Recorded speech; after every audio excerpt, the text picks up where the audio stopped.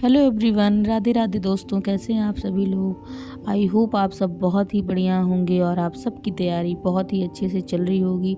सो ये है हमारा डे 14 ऑफ यूपीएसआई प्रिपरेशन, जिसमें हम अपनी इस नवंबर सीरीज में अपना मैक्सिमम सब्जेक्ट कवर करने वाले हैं।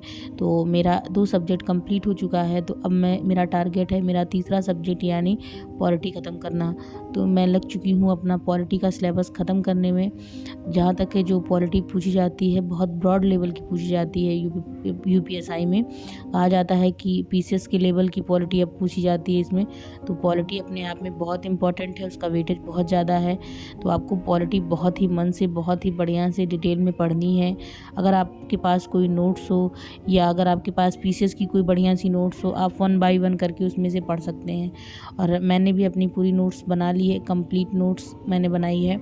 और साथ ही साथ मेरे पास मूल विधि की एक बुक थी, मैंने आरडब्ल्यूए से काफ़ी पहले मंगाई हुई थी।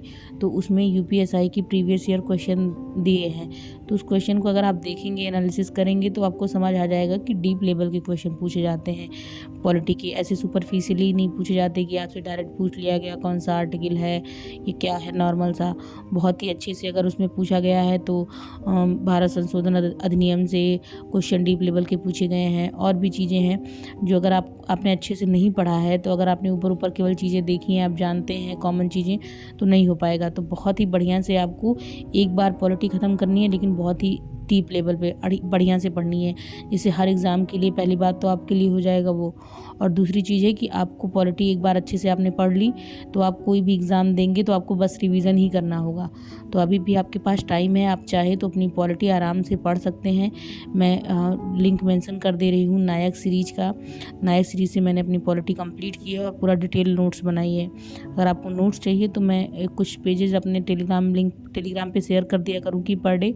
आप चाहें तो आप उससे आराम से अपनी नोट्स बना सकते हैं या फ़ोटोकॉपी करवा सकते हैं। अगर आप सारी चीज़ें उसमें लिखी हुई समझ में आती हैं, आप मैच करा के देख लीजिए कि उसमें सब कुछ है भी या नहीं है, तो उसी अकॉर्डिंग आप करवा सकते हैं।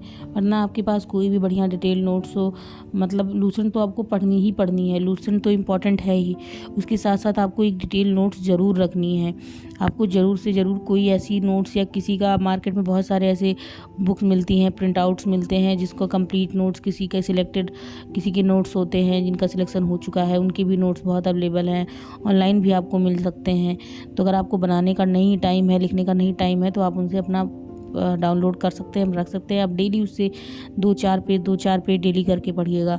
तो आज मैंने अपना संविधान सभा स्टार्ट किया था। तो संविधान सभा मैंने पढ़ी संविधान सभा में कि सबसे पहले संविधान सभा को बनाने के लिए प्रत्यक्ष मांग किसने की थी, अप्रत्यक्ष मांग किसने की थी, कब कब, ये सारे क्वेश्चन पूछे जाएंगे। और दादा भाई नौरोजी ने कब मांग की थी, और ये स्वराज शब्द का प्रयोग सबसे पहले किसने किया था, तो ये सब पूछा गया है। दादा भाई नौरोजी के बारे में पूछा जाता है कि कब कब वो अध्यक्ष बने थे एनआईसी के, सब पूछा गया है क्वेश्चन।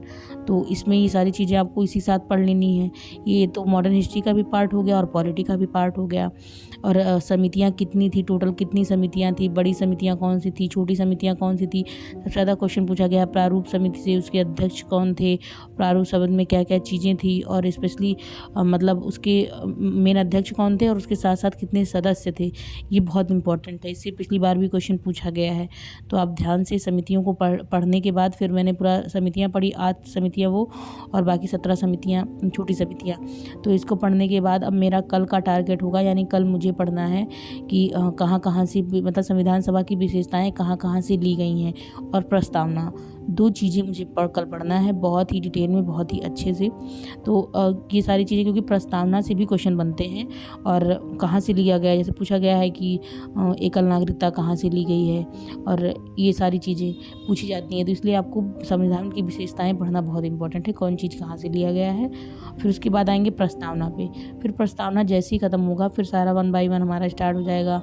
मौलिक अधिकार, नागरिकता, मौलिक कर्तव्य, संघ राज्य, मतलब नॉर्मली हर चीज़ से शुरू हो जाएगा कि एक एक आर्टिकल उसमें सारी चीज़ दिए होंगी।